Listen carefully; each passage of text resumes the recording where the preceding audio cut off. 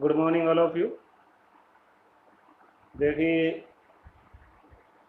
हमारे नए सेशन की शुरुआत हो चुकी है और इस सेशन में पढ़ाई को कंटिन्यू रखने के लिए हमने अलग तरह के प्रयास करने की कोशिश की है। कोई गलती हो जाए तो उसे सही करने के लिए आप लोग हमें कमेंट करें ताकि हम अपने वीडियो में और ज़्यादा सुधार कर सकें। जैसे आप सभी जानते हैं कि कोरोना वायरस की वजह से अभी स्कूल बंद किए गए हैं, तो बच्चों की पढ़ाई को कंटिन्यू रखने के लिए हम ये पहला प्रयास कर रहे हैं। उम्मीद है कि आप सबको अच्छा लगे और बच्चे ज़्यादा से ज़्यादा सीखने का प्रयत्न करेंगे। देखिए, आज हम जिस क्लास को पढ़ाने जा रहे हैं हम पढ़ाने जा रहे हैं क्लास 8। मैं विजय कुमार, डैफोडिल्स एकेडमी सकरपुर माफी, मैं साइंस टीचर आप लोगों का अभिनंदन करता हूँ, स्वागत करता हूँ। तो आज हम शुरुआत करेंगे फर्स्ट चैप्टर की, जिसका नाम है crop production and animal husbandry. Crop production and animal husbandry, देखिए ये चैप्टर का नाम है और हम शुरुआत करते हैं। Under each of the organism given below, जो नीचे आपको ऑर्गेनिज्म दिखाए गए हैं, right in the box. Box में आपको लिखना है ए फॉर ऑटोट्रोप्स, जो इनमें से ऑटोट्रोप्स है इसके लिए ए लिखना है, एच हेटरोट्रोप्स के लिए लिखना है और एस सेप्रोफाइट्स के लिए लिखना है। ये सभी हमारे न्यूट्रिशन के अलग अलग मेथड होते हैं, मोड्स होते हैं। सबसे पहले आप चैप्टर को पढ़ना शुरुआत करेंगे। All living organism need food for survival. जितने भी ऑर्गेनिज्म होते हैं उन्हें सर्वाइव करने के लिए फूड की ज़रूरत होती है। The energy from food is utilised by organism, और इस भोजन से मिलने वाली एनर्जी को जितने भी ऑर्गेनिज्म होते हैं वो यूटिलाइज करते हैं अपनी डेली होने वाले फंक्शन के लिए, जिनमें हमारा होता है digestion, respiration, reproduction and excretion. We get our food from plants. हम अपना भोजन प्लांट से, एनिमल से या दोनों से लेते हैं। Plant are not only our source of food. Plant केवल भोजन के ही स्रोत नहीं है, but also provides of oxygen for us, बल्कि हमारे लिए प्रोवाइड कराते हैं ऑक्सीजन को भी, जिससे हम सांस लेते हैं। इन दिस चैप्टर, इस पार्ट में we shall study how we cultivate plants and rear animal for human use. इस चैप्टर में आप पढ़ेंगे कि कैसे हम प्लांट्स को उगाते हैं और एनिमल्स का पालन पोषण करते हैं। सबसे पहले agriculture. Since we all need food, हम सभी को भोजन की आवश्यकता होती है। It has to be produced on a large scale. इसे बड़े पैमाने पर प्रोड्यूस किया जाता है, उत्पादन किया जाता है इसका।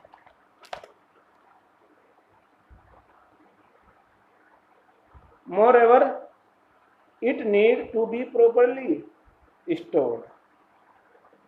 इसके लिए हम क्या करते हैं, इसे प्रॉपर स्टोर करते हैं, इसका मैनेज करते हैं और डिस्ट्रीब्यूट किया जाता है इसे। Cultivation of certain plants at a place on a large scale is called domestication of plants या agriculture. Cultivation of certain plants, हम एक ही जैसे प्लांट्स को एक जगह पर बड़े पैमाने पर उगाने की जो प्रोसेस होता है उसे हम उद्योग का पालन पोषण करना या एग्रीकल्चर कहते हैं। Agriculture include the following. Agriculture में हमारे नीचे दिए गए पॉइंट्स को शामिल किया गया है। कल्टीवेशन ऑफ सोइल, सबसे पहले हम सोइल को कल्टीवेशन करते हैं, मतलब सोइल का मैनेजमेंट करते हैं। ग्रोविंग एंड हार्वेस्टिंग, उसमें फसल उगाते हैं और फिर उसे काट कर उसे स्टोर किया जाता है और उसका डिस्ट्रीब्यूशन भी किया जाता है। Breeding and racing of live stock, इसके अलावा जितने भी हमारे जीवित प्राणी होते हैं जैसे मुर्गी पालन, मछली पालन, इन सबको हम बोलते हैं एनिमल हस्बेंड्री। एनिमल हस्बेंड्री के अंतर्गत हम एग्रीकल्चर की ही एक ब्रांच होती है। नेक्स्ट पेज पर आपको दिया गया है, तो यहाँ पर अभी आपने एग्रीकल्चर की डेफिनेशन के बारे में एक बार फिर दोबारा से बताना चाहूँगा मैं। एग्रीकल्चर क्या है? एग्रीकल्चर, अभी ज़रा मैं बोर्ड पर लिख कर बताता हूँ आपको।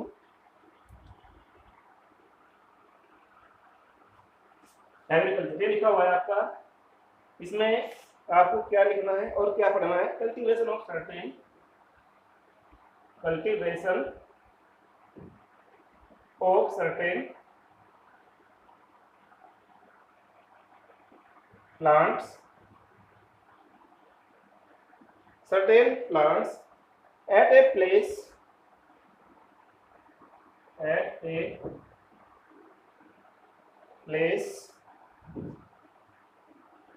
on a large scale, on a large scale is called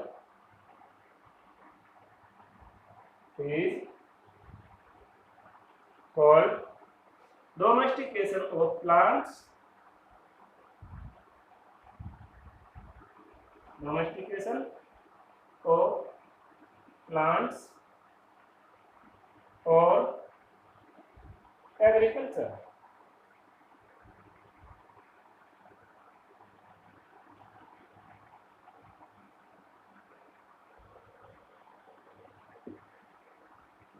तो अभी आपने देखा cultivation of a certain plants at a place on a large scale is called domestication of plants और एग्रीकल्चर। तो ये छोटी सी डेफिनेशन हो जाती है हमारी एग्रीकल्चर की। अगर हम इसके मीनिंग्स के बारे में बात करते हैं तो बताना चाहेंगे कि जो हमारा दूसरे वर्ड्स में एग्रीकल्चर को हम डेराइव कर सकते हैं दो वर्ड से। फर्स्ट वर्ड इज एगर, जिसका मीनिंग होता है field, and second is cultura, जिसका मीनिंग होता है cultivate. Plant of the same kind that are cultivated on a large scale at a place for human use are called crop. हमारे वे plant, एक ही type के वे plant जो cultivate किए जाते हैं बड़े पैमाने पर और एक ही जगह पर, जिसे ह्यूमंस के लिए यूज किया जाता है, उसे हम क्रॉप्स भी कहते हैं। जैसे वेट, मेज and paddy. The crop harvested after cultivation is called produce. और द क्रॉप हार्वेस्टेड, जब क्रॉप बनकर तैयार हो जाती है कल्टीवेट करने के बाद, उसे हम प्रोड्यूस कहते हैं। कुछ फसलें हैं जो हमारी सीरियल्स में हमारे आती है। देखिए सीरियल्स में हमारी जो आने वाली फसलें होती हैं उनमें पैडी, मेज, बाजरा और इसके अलावा हमारे ओट्स एटक्स्ट्रा। पल्सेज में हमारे gram, peas, beans etcetera. Vegetable में हमारे tomato, potato, brinjal, cauliflower etcetera. Fruit में हमारे आते हैं mango, orange, guava. Oil seeds जो होते हैं हमारे मस्टर्ड, सनफ्लावर, लिनसीड एटक्स्ट्रा। और शुगर क्रॉप होती है sugar cane, beetroot, sugar palm etcetera. Fibres crop में हमारे आते हैं कॉटन, जूट एटक्स्ट्रा। और प्लांटेशन क्रॉप जो होती है हमारी टी, कॉफी और रबर, इनकी हम लीव्स को यूज करते हैं। ये हमारे टाइप्स ऑफ क्रॉप्स के बारे में बात करते हैं। There are various type of crop growth at different time of the year. अब जो हमारे फसलें होती हैं, अलग अलग टाइप की फसलों को अलग अलग मौसम में साल भर तक उगाया जाता है। द अबोव टेबल लिस्ट, जो अभी ऊपर लिस्ट दिखाई है, the various type of crops, अलग अलग टाइप की क्रॉप थी। The growth of crops is dependent on many factor such as, और जो इनका प्रोडक्शन होता है वो डिपेंड करता है कुछ फैक्टर पर, जैसे सोइल, जमीन कैसी है हमारी कृषि के लिए, खेती, भूमि कैसी है, टेम्परेचर कैसा है वहाँ का, ह्यूमिडिटी क्या है, और रेनफॉल, बारिश कितनी होती है। Different crops have different requirement to grow. अलग अलग फसल को तैयार करने के लिए अलग अलग रिक्वायरमेंट होती है। जैसे एग्जांपल बाजरा एंड रागी, ये इन्हें हम अगर ग्रोथ कराना चाहें तो क्या करना पड़ेगा? इसके लिए हमें वेल ड्राई एरियाज लाइक जैसे राजस्थान वगैरह जहाँ पर गर्मी होती हो और जहाँ पर ह्यूमिडिटी कम हो, वेल ड्राई जो सूखा ज़्यादा रहता हो वहाँ पर हम इन फसल को उगा सकते हैं। इसके अलावा जब भी चावल growth well in wet places, जहाँ पर बारिश वाले एरियाज होते हैं, जहाँ पर पानी आसानी से मिल जाता है, वहाँ पर जैसे केरला, वहाँ पर हम चावलों को उगाते हैं। Because of different climatic conditions, rich variety of crops is grown in different part of our country। हमारे देश में समय समय पर अलग अलग मौसम आते हैं और उस मौसम के हिसाब से ही हम नई नई फसलों का प्रोडक्शन करते हैं। Similarly season define these abiotic factor too, और इन सीजन को ही हम एबायोटिक फैक्टर के नाम से भी जानते हैं। Therefore, based on the requirements and the season in which different crops can be classified into two main category। इस तरह से सीजन के बेस पर जितनी भी हमारी फसल होती है ना, दो पार्ट में हम डिवाइड करते हैं। एक हमारी होती है खरीफ और दूसरी होती है rabi crop. Some important kharif and rabi crop are discussed in the table given. अब यहाँ पर आपको कुछ एक टेबल दिखाई जा रही है जिसमें खरीफ जो क्रॉप होती है वो समर सीजन में प्रोडक्शन किया जाता है उसका, और जो रबी क्रॉप होती है उसका विंटर सीजन में प्रोडक्शन किया जाता है। दोनों में डिफरेंस, ग्रोथ जो हमारी खरीफ क्रॉप्स होती है वो क्या होती है, जून से अक्टूबर के बीच में होती है, जबकि जो रबी क्रॉप्स है वो नवंबर से मार्च। खरीफ जो क्रॉप होती है वो साउथ वेस्टर्न मानसून पर डिपेंड करती है, जैसे जहाँ ज़्यादा रिक्वायरमेंट होते हैं वाटर के, जबकि रबी क्रॉप के लिए require comparatively lesser amount of water, कम पानी की कम क्वांटिटी से भी इनका प्रोडक्शन हो सकता है। जो हमारी क्रॉप होती है खरीफ क्रॉप्स में हमारे आते हैं पैडी, मेज, soybean, groundnut, cotton and most of the vegetable. इसके अलावा बहुत सारी सब्जियाँ आती हैं। जबकि रबी क्रॉप्स में आते हैं इंक्लूडिंग व्हीट, गेहूँ, एंड लेग्यूम्स जैसे ग्राम, चना, मस्टर्ड, सरसों, लिनसीड एंड क्लावर। ये सब चीज़ें हमारी आती है रबी क्रॉप्स में। Agricultural practice and crop production, the various task and planning undertaken in the field by a farmer. जब एक किसान अब कोई एग्रीकल्चर प्रैक्टिस करता है तो वो बहुत सारी प्लानिंग बनाता है, उसके तहत ही वो अपने क्रॉप का प्रोडक्शन करता है। And to some extent by a gardener are known as agriculture practice.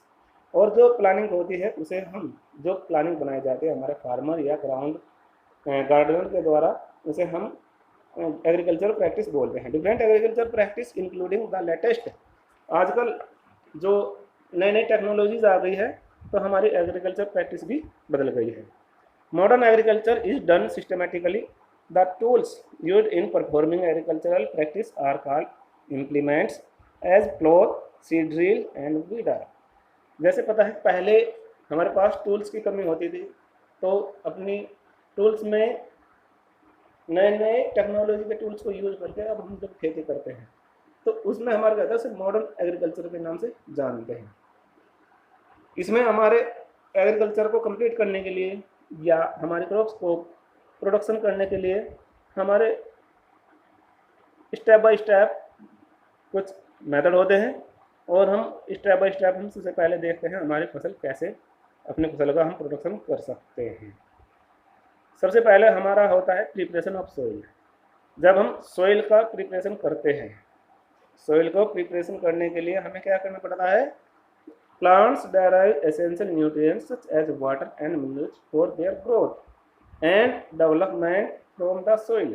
Plants को इम्पोर्टेंट न्यूट्रिएंट्स की ज़रूरत होती है, पानी की ज़रूरत होती है, मिनरल्स की ज़रूरत होती है, जिससे वो आसानी से वृद्धि कर सके और उनका विकास हो सके ज़मीन से। Therefore the soil is prepared. इसके लिए हमें सबसे पहले ज़मीन को तैयार किया जाता है, so that it can receive the seeds, जिससे वो आसानी से बीज को ले सके, मेक देम जर्मिनेट, और उसे जर्मिनेट कर सके, and help them to grow into healthy crop, और अच्छी से अच्छी स्वस्थ फसल को हम उगा सके। Preparation of soil can be done in 2 step. जो हम प्रिपरेशन करते हैं सोइल का वो भी 2 स्टेप में करते हैं। सबसे पहले हम क्लोजिंग करते हैं और सेकेंड इज लेवलिंग। सबसे पहले हम उसे जोतते हैं और उसके बाद उसका लेवल करते हैं। प्लोइंग और tilling involve loosening the soil, lifting the turning it over and cursing it. देखिए जो प्लोइंग होता है उसमें जो ऊपरी सतह होती है हमारे सोइल की, उसके न्यूट्रिएंट्स खत्म हो जाते हैं या कम हो जाते हैं, तो उसके नीचे की जो परत होती है उसे हम ऊपर लेकर आते हैं और नीचे कह सकते हैं पहली परत को हम पलटते हैं। इस प्रोसेस को हम क्या बोलते हैं? इस प्रोसेस को हम प्लोइंग कहते हैं। उसके बाद इससे क्या बेनिफिट होता है?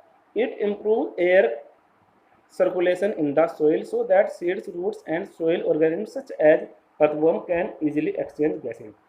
जब हम प्लोइंग कर लेते हैं तो जो सोइल होती है उसमें आसानी से एयर सर्कुलेशन बन जाता है, जिससे हमारे सीड्स, उनकी रूट्स और सोइल में रहने वाले ऑर्गेनिज्म आसानी से गैस का एक्सचेंज कर सकते हैं।